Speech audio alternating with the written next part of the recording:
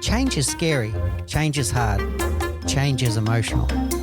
As leaders, we're sometimes driving change and other times change is thrust upon us and we get stuck in the middle leading and managing a change that may have been forced upon us. In today's episode of The Leadership Project, I'm joined by Leah Mether, a deep expert in change, and she shares with us the 5 C's of leading courageously through change. Please take note, get your pen and paper out. There's many nuggets of gold in today's conversation. Hey everyone, and welcome back to The Leadership Project. I'm greatly honoured today to be joined by Leah Mether. Leah is an expert in helping leaders lead through change, and that topic is going to come up multiple times in today's discussion. She's also the author of 2 wonderful books, Soft is the New Hard, How to Communicate Effectively Under Pressure, which was published back in 2019, and her second book, which is going to be the focus of today. And for those watching on the video, I'm holding it up. The second book is about Steer Through the Storm, and it's about leading through change, and that will be the predominant focus of what we go through today. But without any further ado, Leah, I would love it if you said hello to our audience, and I'd love to know a little bit about your background that made you focus and prioritize your work around this concept of leading through change. Yeah, thank you so much, Mick, and thank you to everyone who's listening to the podcast.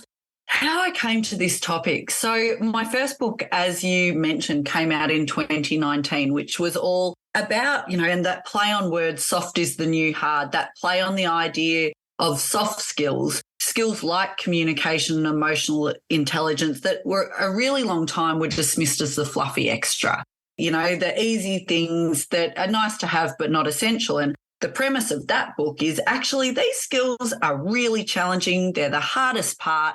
And that was equipping leaders with a particular focus on communication. So that came out in 2019, and I was running some workshops around the content from that book. And I live in a part of the state of Victoria here in Australia, southeast of Victoria, in a region called Gippsland. And I love the region that I live in. And one of the industries that is predominant in this region is the power industry. So, and particularly the coal-fired power industry. Now, obviously, these days, we're transitioning out of coal for very good reason. We're moving to cleaner energy. But for the last, 50, 60 years or so, this region has powered the state of Victoria, 90% of the state. And I was working with leaders in the power industry in 2019 after the book came out. And I had a leader come up to me, a sort of middle manager leader, and say, Leah, have you got anything on leading?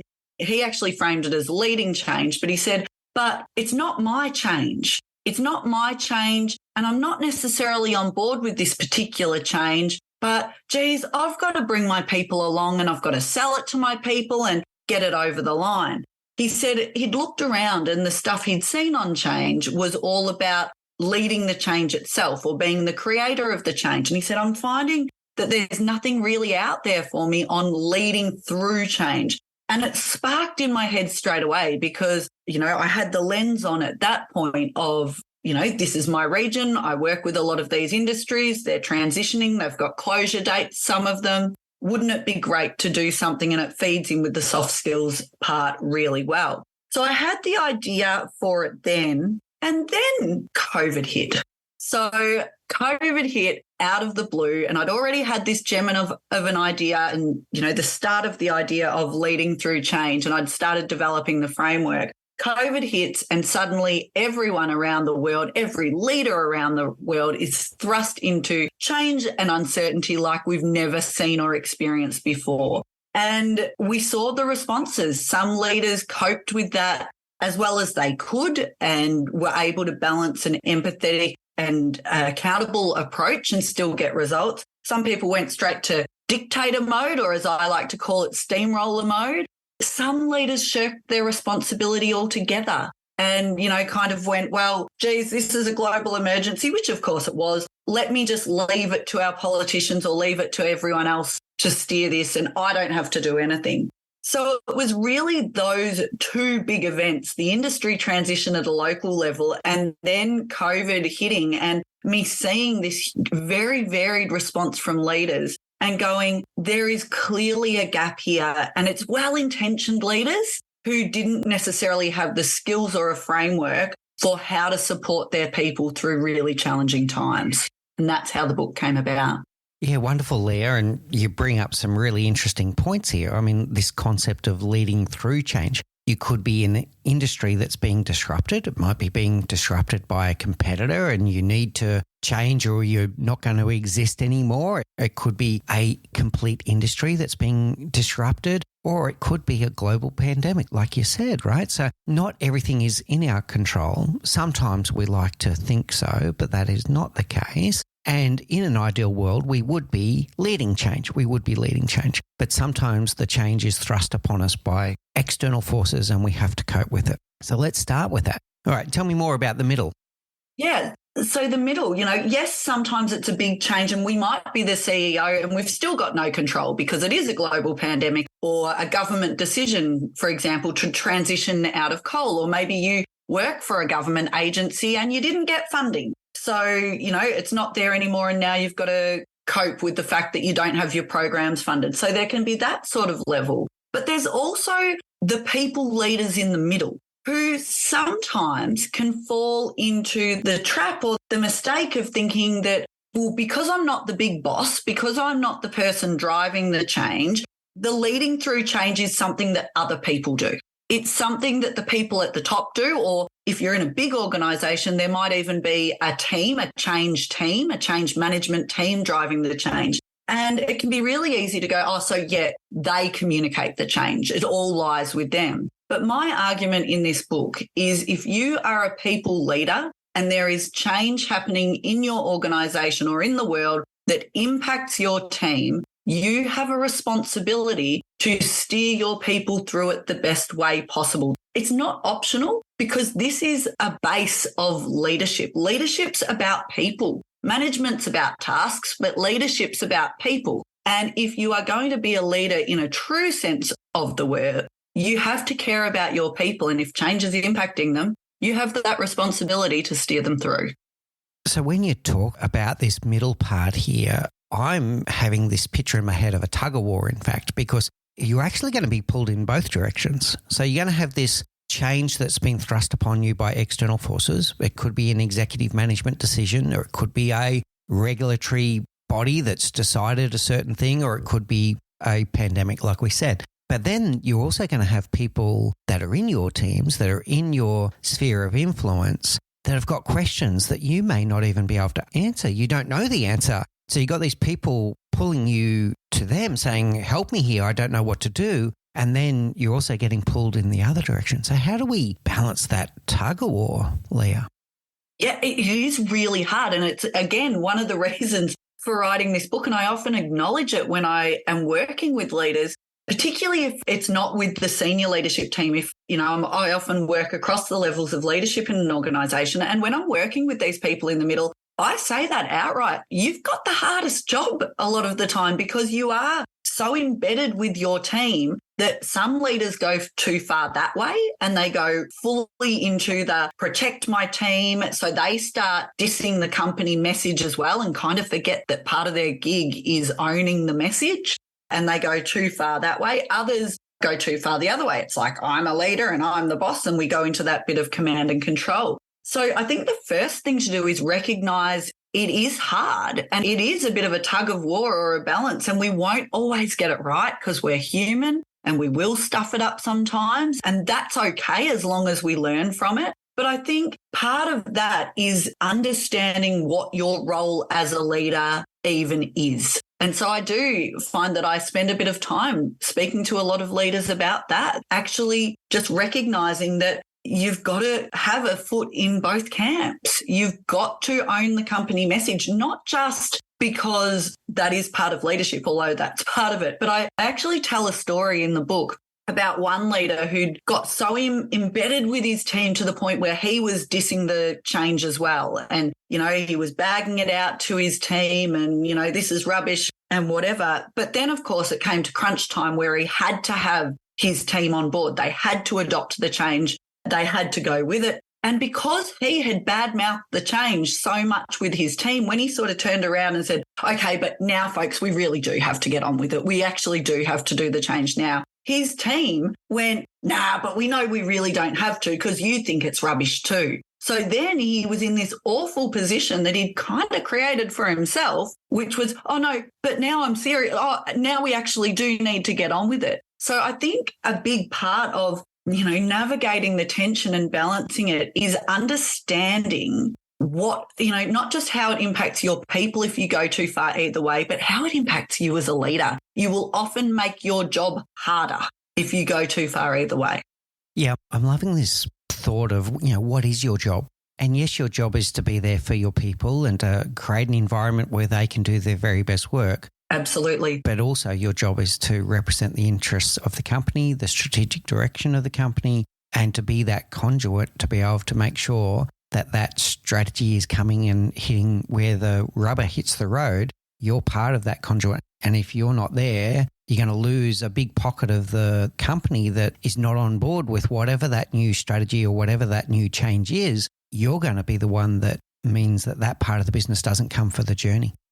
Yeah, and that's why I think a big part of leading through change is being able to balance, and again, it's that duality, empathy and accountability. We do, as leaders, we do need to care about our people. And I have had this conversation with a leader where he was quite an old school leader, and he said, he almost said it flippantly. He said, yeah, but what if you just don't care, Leah? And I said, well, you shouldn't be a leader. And I said it that bluntly. It is that simple. If you don't care about people, don't be a people leader, because that's what it's actually about. So you need to care and be empathetic to the feelings of your people. Again, I've had leaders say, but I don't do feelings. Feelings don't belong in the workplace. We just need people to get on with the change. My response to that is, well, that'd be great if humans weren't emotion-driven beings. But the reality is we are. And Brene Brown's got a great quote that, to paraphrase, is we either invest time as leaders dealing with the feelings and concerns of our people, or it costs us a hell of a lot more time dealing with their problems, challenges, conflicts, sick leave, stress leave, resignation. So some leaders say to me, I don't have time for the people bit. And I argue you don't have time to ignore the people bit, because then you'll end up in real trouble. So yes, we have to do the people and the empathy bit. But the reality is we do still need people to do their job. We do still need them to show up and get on board and meet the business drivers and keep doing the work, even while they're struggling and grappling with these changes, whatever they may be. So we need to be able to be empathetic and show people we care so that we can hold them accountable. And you need both. If I go too far down the empathy only route and don't hold people accountable, some people during change can get into some really poor and destructive behaviours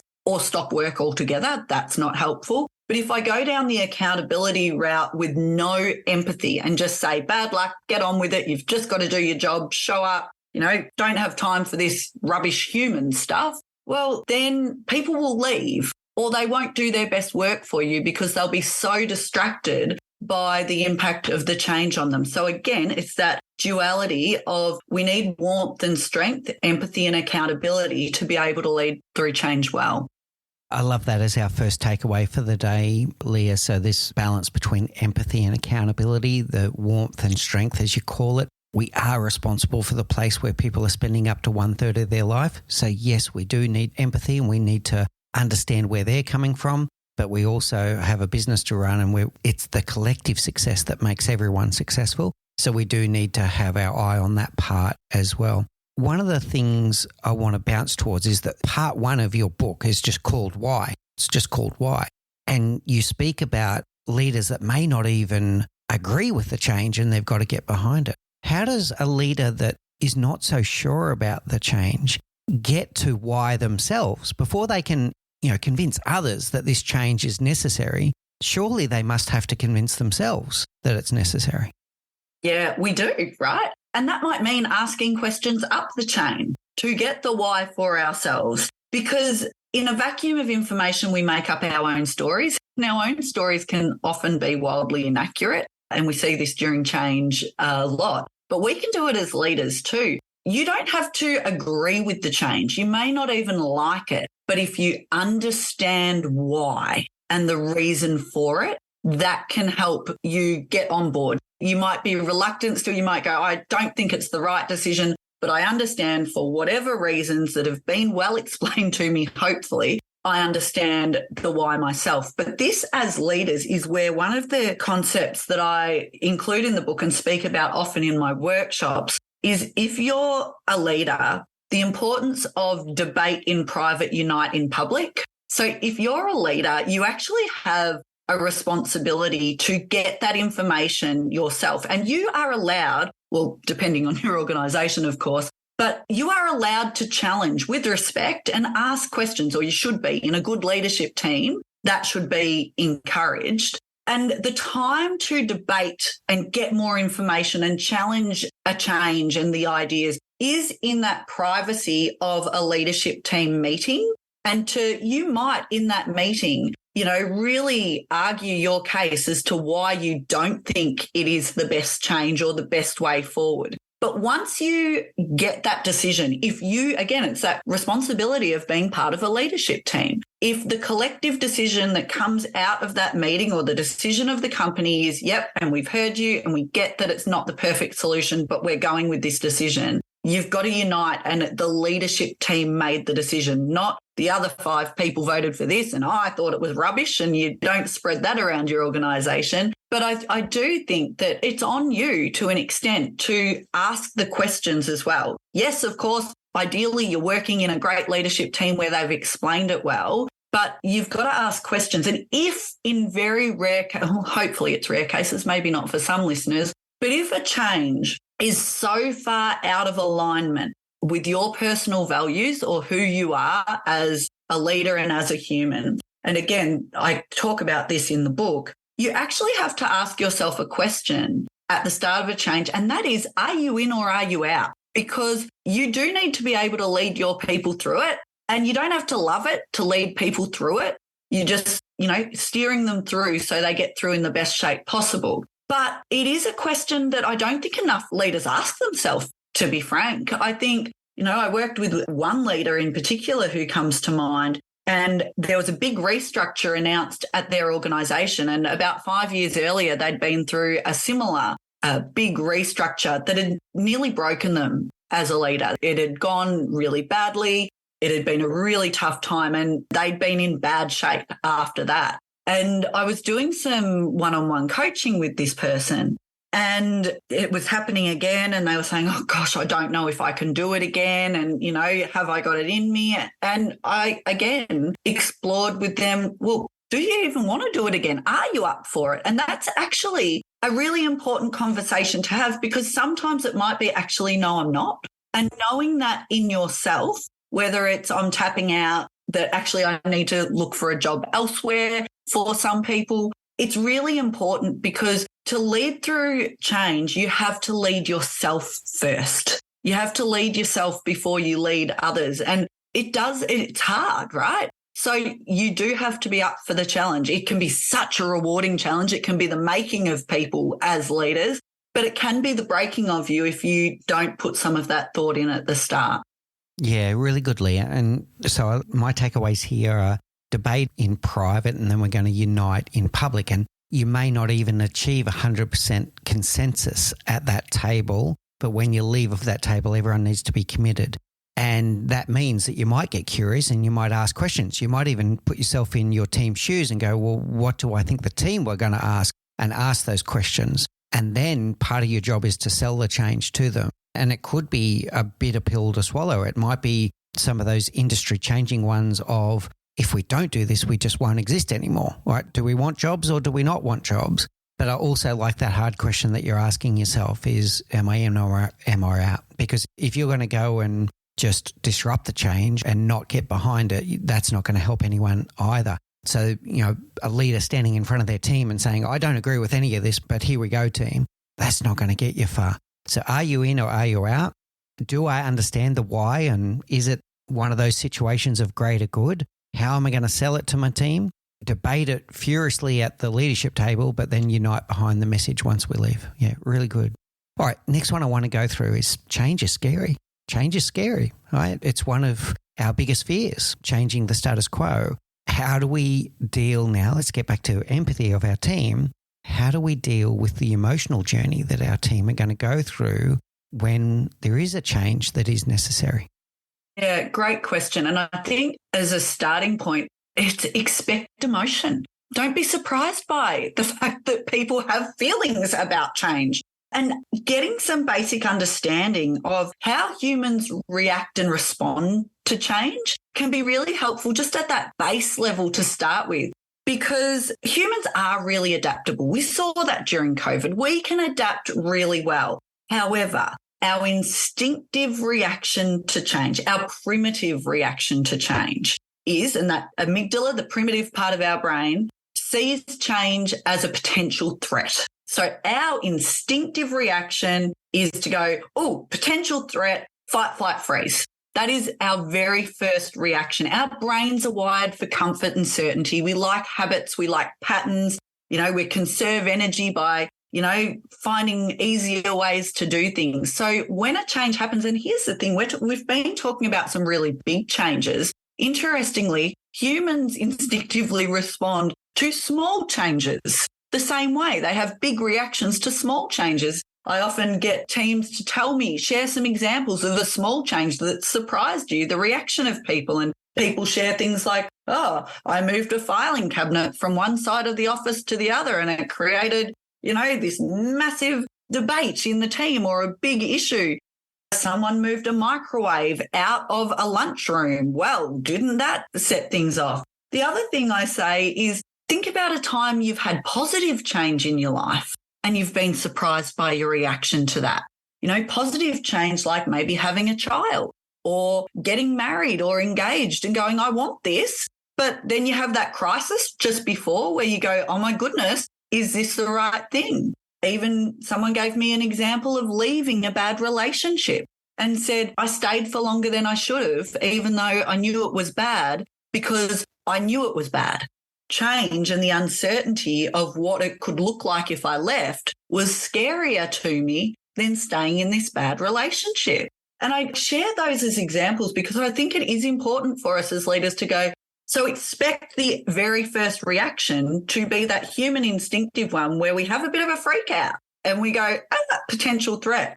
It's what we do next that's important and how we steer people through that. But we've got to be ready and expect the emotional responses. There's some great work out there on common responses to change. They're actually really similar to the responses to grief. And it's often represented as what's known as the Kubler-Ross change curve, which is the same basics of the stages of grief. Now, it's not represented as a curve these days because we recognise that the different stages are not linear. Some people, it's the things listeners might be familiar with, whether it's denial, anger, bargaining, depression, acceptance, where some people go, and the new one that David Kessler added in 2020, which is finding meaning. There are still people in the power station that I work at, that I run training at, that has a closure date of 2028 who think it's not going to happen. There are still people in denial on there. So again, understanding that this is what we should expect to see helps you as a leader be more prepared with how to respond. But if you don't have this base level understanding of how we work as humans, it can catch you by surprise. But when you have that understanding, you go, okay, I know this is going to happen. I know my people are going to have feelings. Some people are going to resist it for a whole heap of different reasons. Instead of getting upset myself and going, why are people doing this? Recognizing this is humans being humans. Now, how do I lead them through that? I love it, Leah. And, the humans being humans and having a normal human reaction. And everyone's might be slightly different, but it's still a human reaction. I'd love to test a theory with you, and bear with me for a second as we go through this one. So we touched on this before, that our brains are hardwired to fear loss more than we appreciate gain. And that's a survival instinct. It's unfortunate, but it's true. We fear loss more than we appreciate gain. And when we talk about this, we usually jump to the conclusion that the loss is, I'm going to lose my job, I'm going to lose my salary, those very tangible things. My view is for a lot of it, it's the loss of identity. So I'm going to use your industry for a moment, the one that you've been doing a lot of work in. If I am Victoria's leading expert in conventional power stations, and forgive me for not knowing the industry that well, but let's just call it conventional, and my industry is being disrupted towards new and innovative power sources, whatever that case may be, my identity is being challenged. And I don't know, at the end of this journey, will I still be Victoria's leading expert in power generation and distribution, or am I going to be back with my training wheels on? How does that sit with you? It absolutely sits, because essentially what you're talking to is Maslow's hierarchy of needs, right? The basic Maslow hierarchy of needs, where at the bottom we've got our physiological needs, water, shelter, air. The next one up is around, and I do this from memory, so I may skip them or get the order wrong, but the next one is our safety needs. Employment sits there. So for some people, if they're being made redundant or things like that, that is a base human need that is threatened. So yes, it might be that. The next one up is love and belonging. We're not talking romantic love necessarily. We saw a lot of people threatened at that level during COVID because their sense of connection and belonging was taken away from them. The next one up is esteem. And that's what you're talking to there. That's your identity, that sense of maybe pride in what you do. So now I work across a heap of industries, water, power, education, health, a whole heap. But the one that's experiencing the biggest change at the moment is power.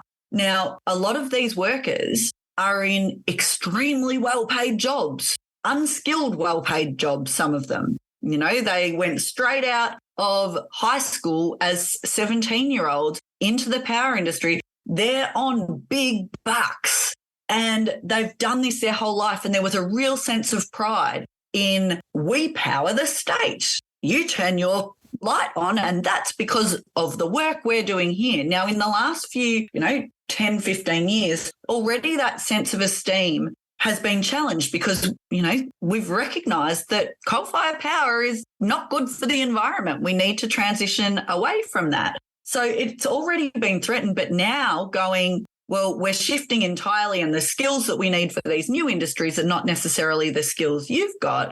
Some people are looking at this and going, well, I'm going to retrain or I'm going to upskill in different areas. But there's a whole swag of people, particularly those people who they're too young to retire, but they're kind of mid-50s.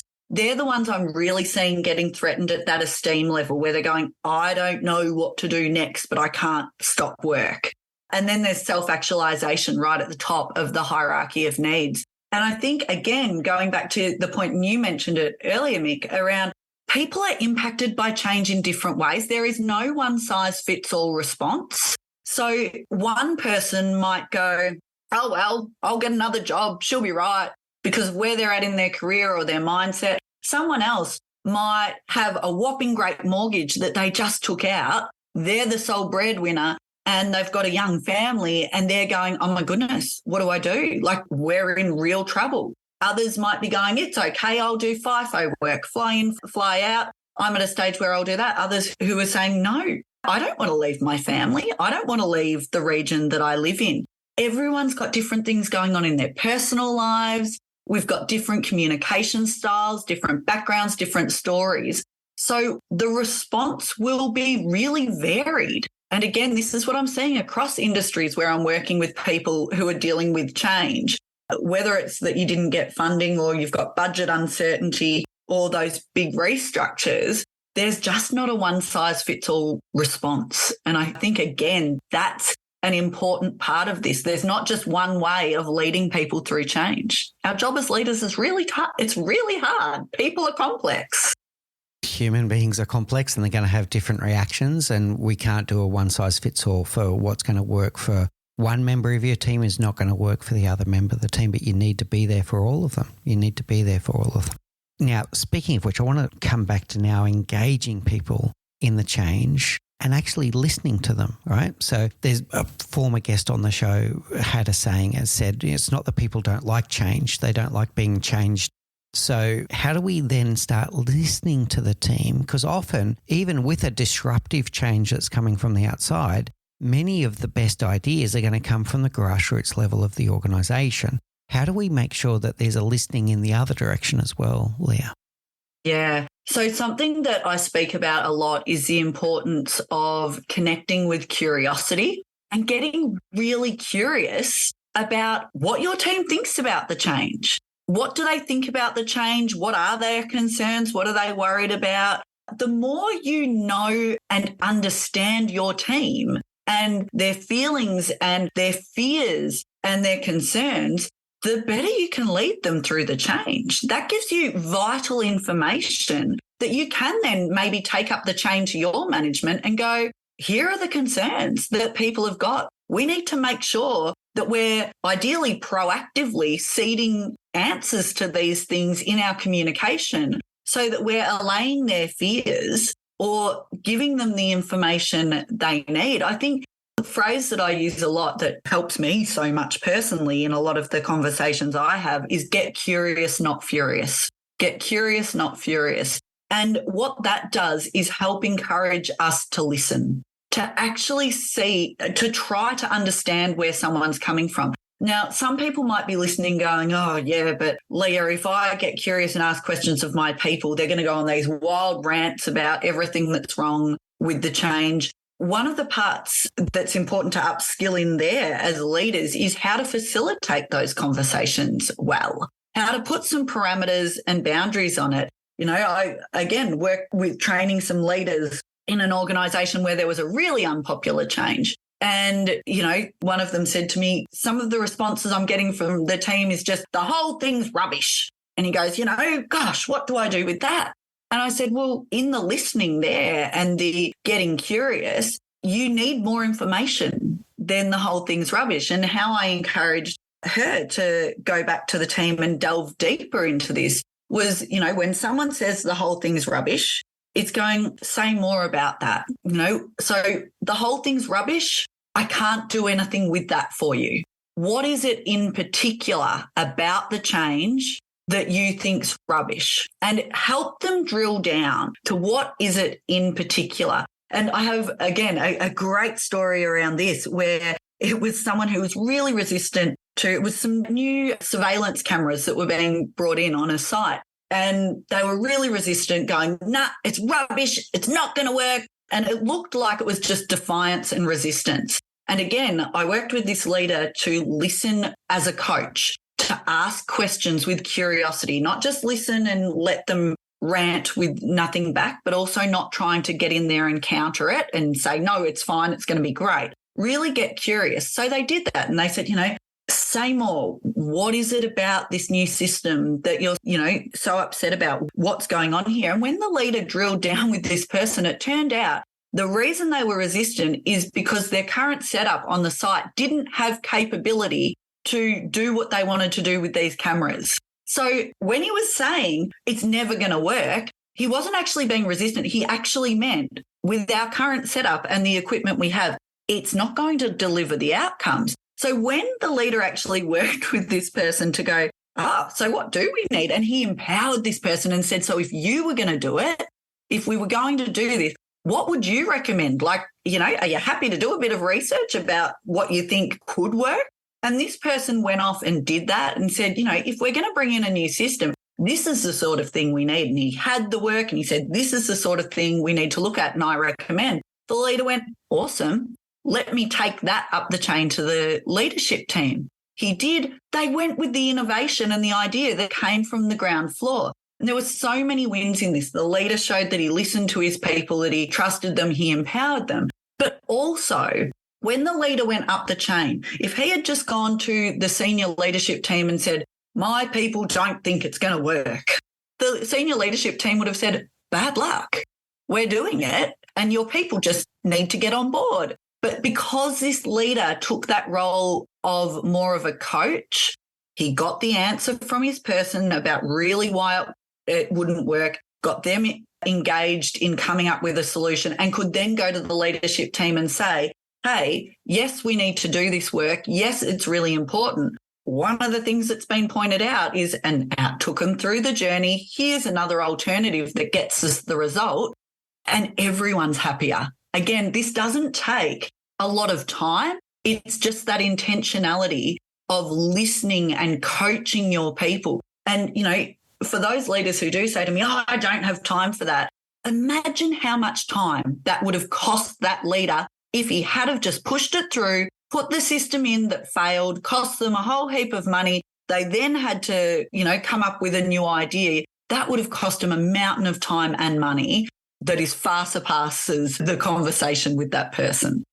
Let me share with you, Leah, what I'm taking away from that. Really powerful.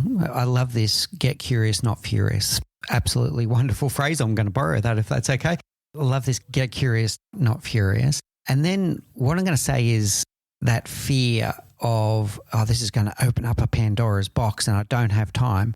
I would say you don't have time not to. You don't have time not to. It's going to cost you much more in the future if you don't stop and do this. And one of the powerful things then is when the team feel heard, when the team feel understood, then they're more likely to be receptive to the story.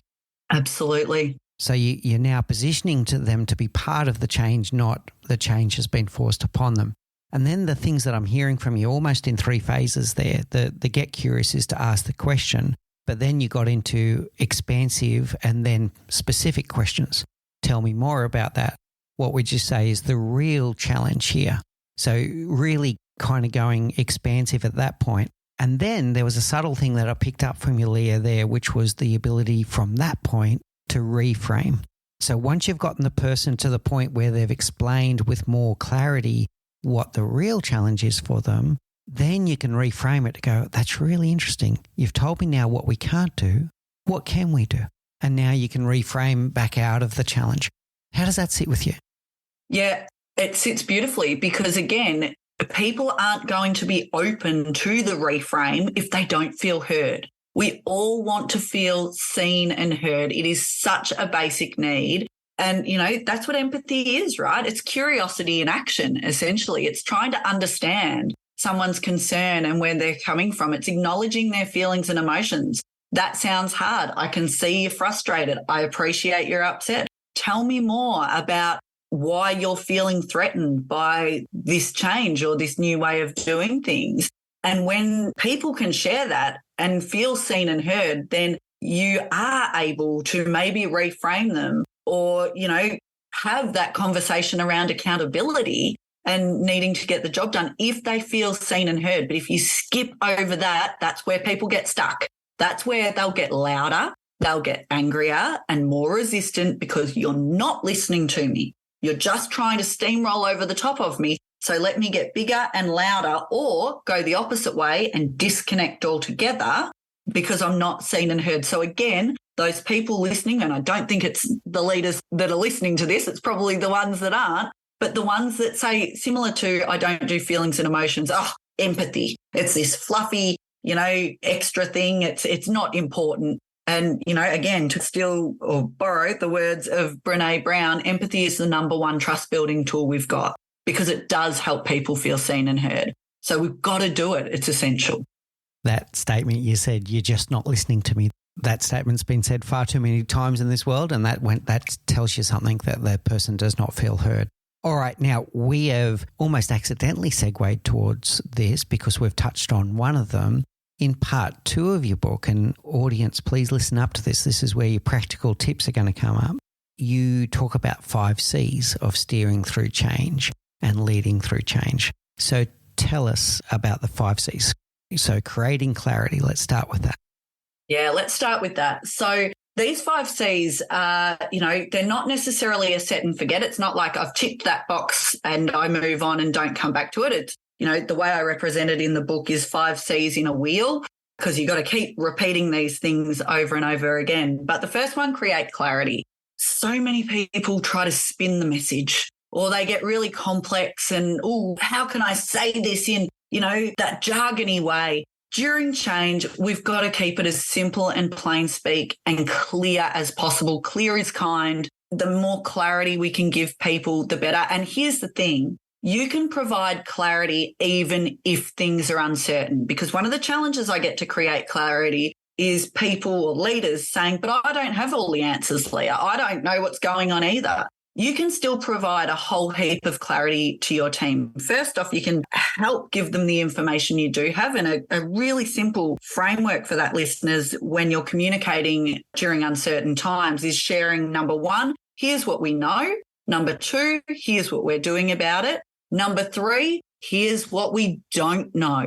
And number four, here's how I'll let you know once we have those answers. That third point, what we don't know, leaders often skip that because they think, I don't know the answer to that question, so I won't say anything about that. But you can bet your bottom dollar that the bit everyone's talking about is that bit. That's the elephant in the room. So actually acknowledge, I know there's lots of questions about, for example, will there be any redundancies or will there be whatever? I wish I had an answer for you, but the reality is those decisions have not been made yet.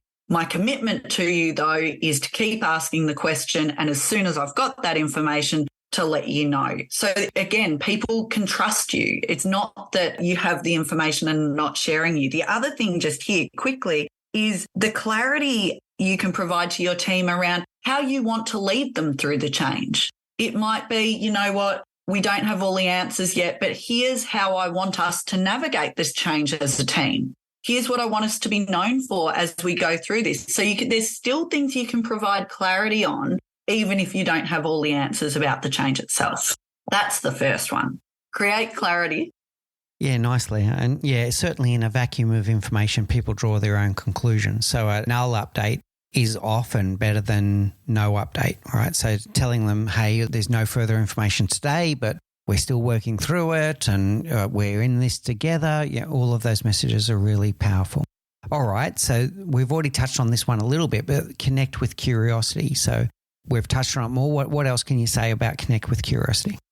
Yeah, so this is, again, where that empathy piece comes in. So you create the clarity, and that does involve us doing a bit of telling, sharing the message, doing a bit of telling. So that's why connect with curiosity is the second C, because it's the importance of asking questions. Okay, so now I've provided some information. How's that sitting with people? What questions do you have? What concerns? What do you want to know? And this is the importance of really seeing your role as a leader as needing to connect with your team and putting that really strong empathy piece into play. Get curious. Why are people reacting that way? What can you learn from them?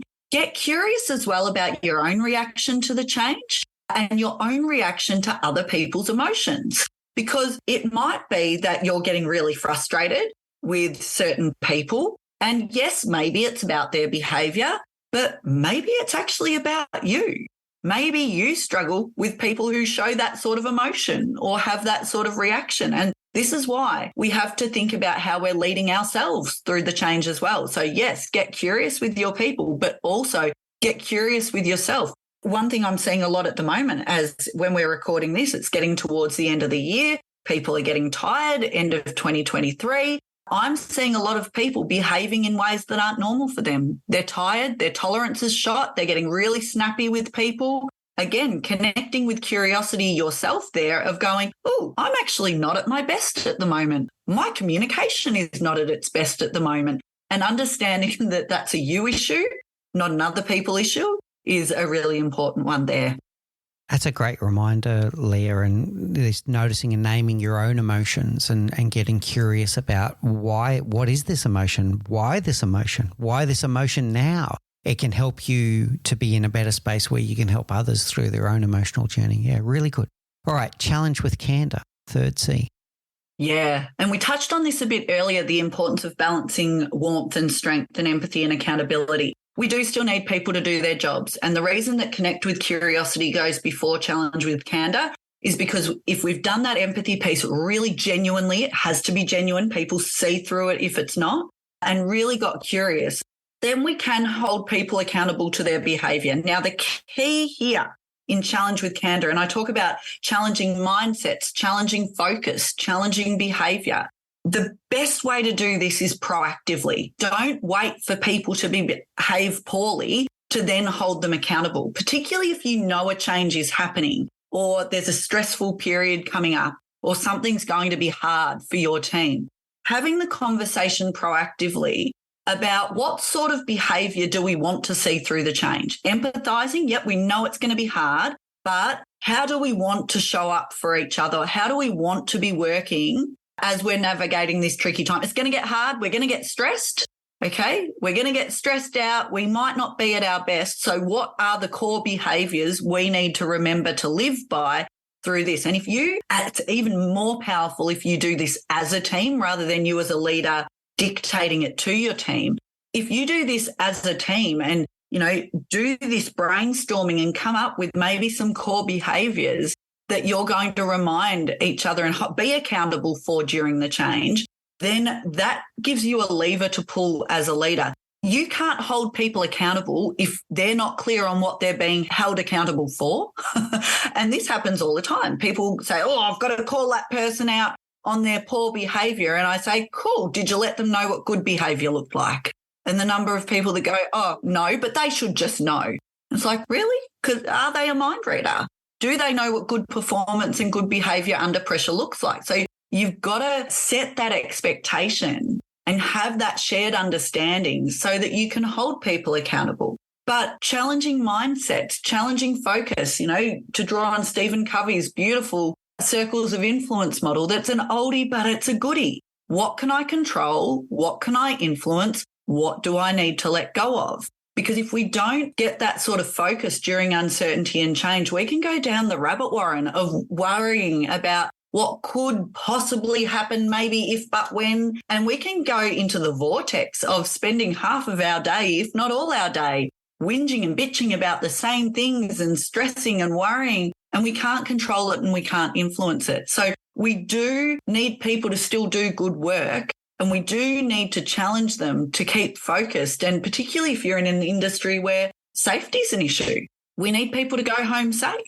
So we have to set the expectation, but then crucially to everyone listening, we do have to hold people accountable for their behaviour. That doesn't mean that we come down like a ton of bricks. One of the great frameworks I love is the what's okay, what's not okay framework. People are allowed to feel emotions. You're allowed to be angry. There are no bad emotions. Emotions are just data. So what I think a lot of leaders fall into the trap of doing is they say things like, don't get angry. Well, that's rubbish. Says who? You're allowed to be angry. But it's how you express the anger that we have to hold people accountable for. So what I might say to you, Mick, is, if you were angry at me in a meeting, how I might manage that afterwards is say, you know what, Mick, it's okay to be angry and frustrated right now. But what's not okay is to slam the table, roll your eyes out at me and storm out of the meeting. And what I'm doing there is separating the emotion from the behaviour. I'm not telling you how to feel, but I'm holding you accountable for the behaviour. And we have to do that. If you as a leader do not challenge with candor and have the frank conversations and hold people accountable, behaviour can get out of control under pressure, and that's no good for anyone. Yeah, wonderful, Leah. So what I'm taking away from that is collectively as a team deciding the behaviours that you want to be proud of in the organisation. I'm going to say you probably need to role model those behaviours as well. And then we're going to get the behaviour that we celebrate, that we reward and that we tolerate. And the tolerate bit is the bit where the candorous conversation comes in, and basically the challenge directly, care personally, which is what you showed when you said that example. The care personally was, look, I understand why you're angry, but it's not okay to blah, blah, blah, and insert the behaviour. Yeah, really powerful. All right. Coach with compassion. Tell us the fourth C, coach with compassion. Yeah, coach with compassion. So when we spoke earlier about connect with curiosity, and there is a bit of crossover here, but connect with curiosity is often that curiosity we get with the team, okay? We can do it at an individual level, but coach with compassion is taking it down to that next level, that more granular level with individuals. And it's making the time to meet with people one-on-one during change or challenging times, not to talk about their tasks, not to talk about, their workload, but to really check in on how they're traveling as a human, not to solve their problems, not to do it for them, not to be the rescuer. This is a coaching role. So what it is about doing is asking questions that prompt the person's insight to help them solve their own problems and to give you some of that information that can be really valuable as a leader to check in on how someone's traveling, really, and not just the people you're worried about. Something to keep in mind for leaders leading through change is the importance of checking in on your good performers, because if you give all your attention to the people who are struggling and the people who are really challenged by it, you might miss the fact that one of your top performers is maybe halfway out the door and thinking about leaving. And because you didn't check in on how they're going, and maybe there's opportunity in the change that they're interested in, but you never asked the question, you can be at risk of losing good people. Compassion's a bit different to empathy. Compassion is caring about the person, trying to understand where they're coming from, but also trying to help. Again, not do it for them, but trying to help. So that co-piece of coaching and asking great questions and trying to support them to find their own answers, crucial. It might be that you discover through these conversations that someone in your team is not okay. Now, you don't have to be a psychologist and you don't have to be a counsellor. You have to be human, though. And it might be that there you've got an employee assistance program you can link them in with. It might be that you could recommend that, have they considered seeing a GP? It's not you telling them what to do. It's asking those questions. What have you thought about doing to manage your stress levels through this change? What have you considered putting in place at work? What have you considered putting in place at home? And just asking those prompting questions. What does success look like to you as you navigate this change? What do you want to be known for? How do you want to be communicated with through this? It's asking those great questions that help you to be able to lead this person. Coaching questions are so powerful anyway, but particularly during change, this is where people need that extra attention. Again, as we said at the start, if you think you don't have time to do this, you don't have time not to, because you'll lose touch with where people are at. And I've seen teams where there's been a mass exodus that has caught the leader completely unawares, and everyone's sitting there thinking, well, you should have seen this coming a mile off, but they got so focused on the tasks that they forgot about the people. What I'm hearing there, Leah, is another balancing act, the coaching versus the compassion, and having it come together, and always asking yourself the question, what is going to serve this person well right now?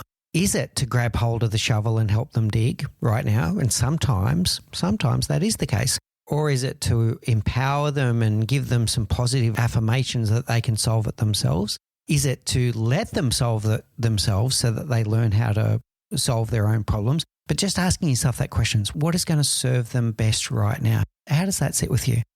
Really well. And what I also would suggest there is, yes, ask yourself that question. But if you really don't know the answer, ask them the question too. What do you need from me right now? How can I best support you through this? It comes up a lot actually in the number of leaders well-intentioned who jump straight to problem solver mode. And someone in the conversation says, I'm actually really struggling at the moment. And they start sharing and the leader said, oh, well, have you tried X, Y, and Z? Instead of saying, that sounds hard. What do you need from me right now? Do you just need me to listen? Do you want me to share my experience in a similar situation? Would you like some advice on what I think could be useful here?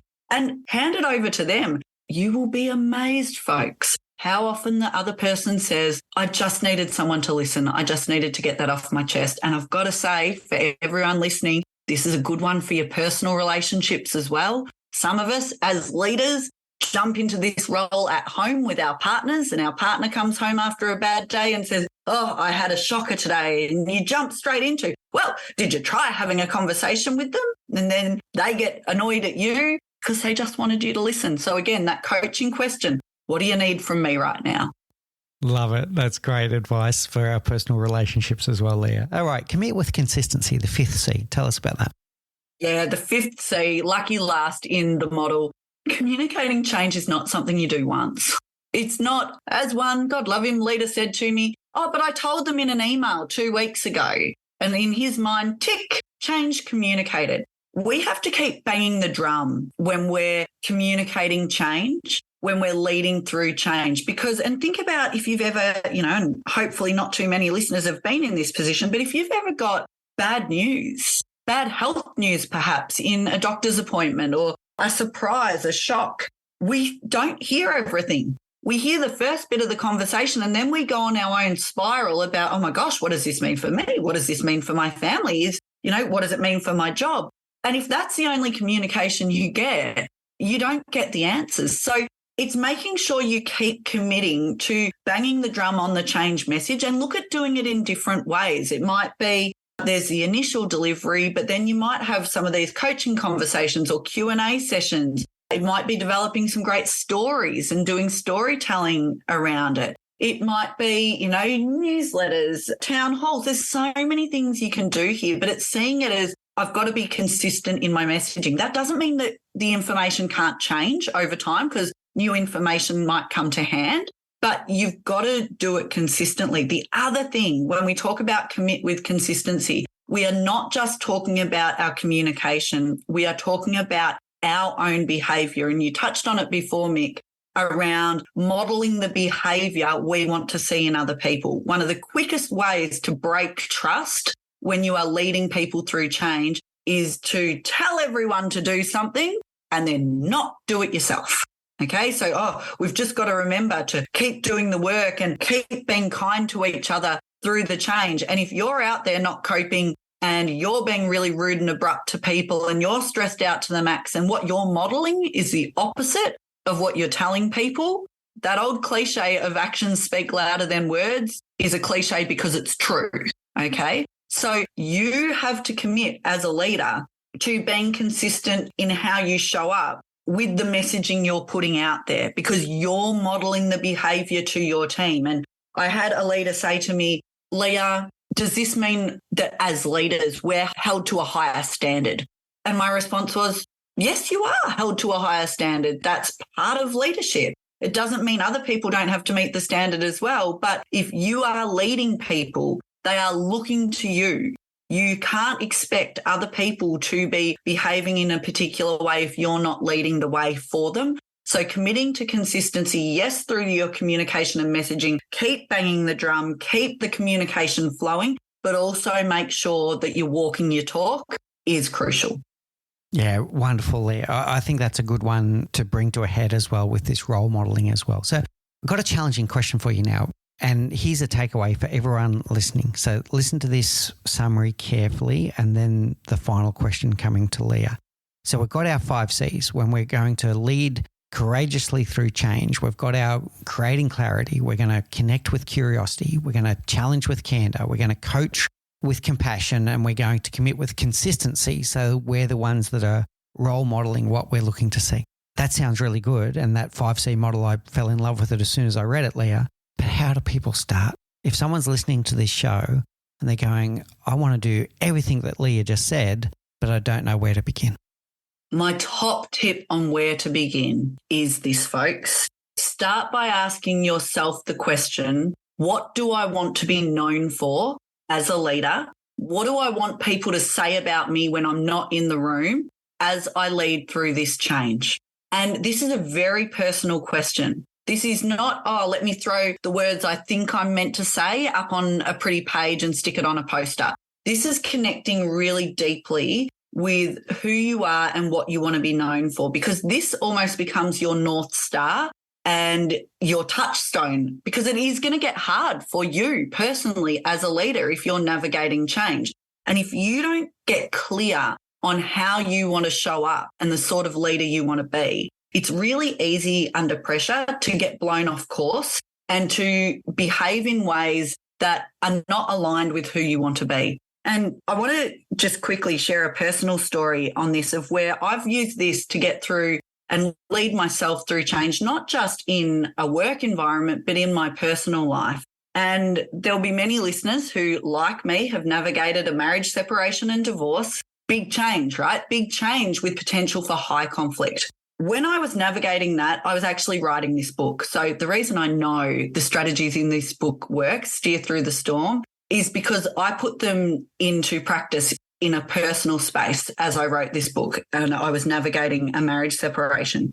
And at the start of that process, I took my own advice and I asked myself that question. I went, this is going to be hard, potential for high conflict. How do I want to lead my family, including my ex-husband and my kids, through this storm of change. And I came up with, I want to lead through this change. I want to be known for navigating this period with nothing but love, kindness, and compassion. Now, listeners, those are easy words to say. They are hard to do through something as tough as a marriage separation. But I got really clear on this isn't about other people. This isn't about how other people are behaving or what's coming back at me. This is about me and the sort of person I want to be. And I want to be able to, hand on heart, at the end of this period, say, I'm comfortable that I handled that with love, kindness, and compassion. Now, did that mean I always wanted to behave like that? Did it mean that sometimes I didn't want to have a vent and a rant too? Of course, I'm human. But because I got so crystal clear on that's who I wanted to be, it guided my behavior. It meant that if I wanted to have a vent, for example, that I would do that safely with a safe person in private, maybe one of my sisters, and I would have that conversation to get that off my chest so that when I showed up for my kids and my ex-husband and my family, I could model the love, kindness, and compassion that I wanted to show. For those listening, whether it's personal challenge and change or professional challenge and change, you have to get clear on that. And you can hear the passion I speak with about this because I got the words right for me. And when you get the words right for you, when you really connect in with what you want to be known for, that becomes a very, very powerful tool for keeping you in line with the sort of leader you want to be. There were two really powerful things I picked up there, Leah. One is the obvious one, which is what do I want to be known for? How do I want people to experience me? What's it like to be led by me? You know, all of those type of questions. But I also picked up something else there, which is you had self-compassion, that you're a human being too, and you had a coping mechanism, which was, the ability to vent to your sister who's just going to listen to you. Absolutely. Really powerful advice and a great way to finish the show. So we've got our 5 C's, but we've also got an actionable thing to think about, an immediate action to think about what do we want to be known for and have that govern the way that we lead through change. Really love it, Leah. So let's go now to our 4 questions that we ask all of our guests, right? So this is our rapid round. What's the one thing you know now, Leah Mether, that you wish you knew when you were 20?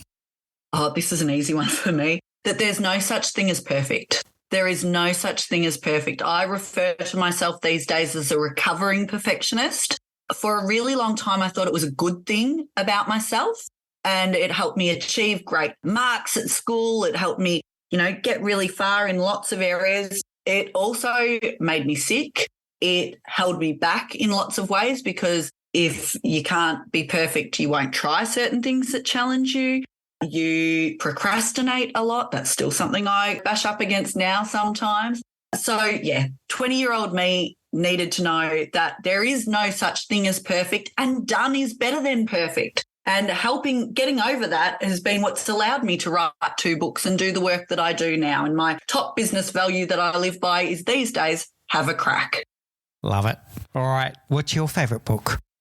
This is such a hard question. I knew it was coming up. So what I'm going to go with is, rather than favourite book, because I'm a voracious reader, there's so many, I'm going to go with the most impactful book recently, which for me, and I've got it here beside me, and maybe some listeners have read it, is 4,000 Weeks by Oliver Burkeman. And what it's about is the fact that if we live till we're 80, folks, we get 4,000 weeks. Terrifying, right? 4,000 weeks is it. The subheading is Time Management for Mortals. And essentially the premise of that book is there will never be enough time to do all the things you want to. So actually take that pressure off.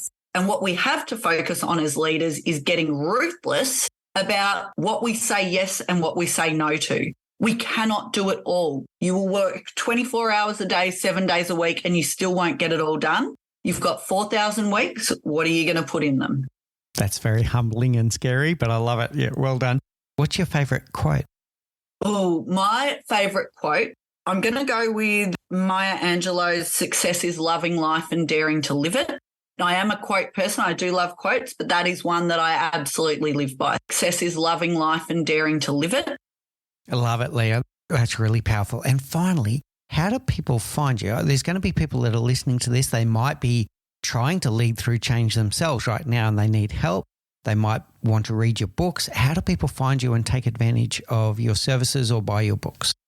Yeah, so people can find me if you plug my name, Leah Mether, into Google. My website, my social channels will come up. So leahmether.com.au is the website. There's also a YouTube channel, and one of the things I've been doing for many years now is a weekly segment called Ask Leah, where people send me their questions and I record a quick video with some advice. So whether it's YouTube, LinkedIn, Facebook, or my website, you can find a whole heap of free content on there, or of course the books are available through my website or, all the online bookstores out there as well. And there are audiobook versions of both books. If people are listening to the podcast and they prefer to listen to consume their content, you can find them on your major audio platforms as well. All right, brilliant, Leah. This has been a wonderful conversation. I feel richer for having it for sure. You really got me to stop and think and reflect on leading through change, not just leading change, but leading through change. Gave us some wonderful, actionable insights and takeaways. Thank you so much for the gift of your time and your wisdom and insights today. Thanks so much, Mick, and thank you everyone for listening. You've been listening to The Leadership Project. In the next episode, I'm joined by Scott Mounts. You may know Scott from multiple LinkedIn learning sessions he has facilitated. In our discussion, he shares with us what it takes to be a mentally strong leader. You do not want to miss this. Thank you for listening to The Leadership Project at mickspears.com. A huge call out to Faris Sadek for his video editing of all of our video content, and to all of the team at TLP. Joanne Goes On, Gerald Calabo, and my amazing wife, Say Spears. I could not do this show without you. Don't forget to subscribe to the Leadership Project YouTube channel, where we bring you interesting videos each and every week. And you can follow us on social, particularly on LinkedIn, Facebook, and Instagram. Now, in the meantime, please do take care, look out for each other, and join us on this journey as we learn together and lead together.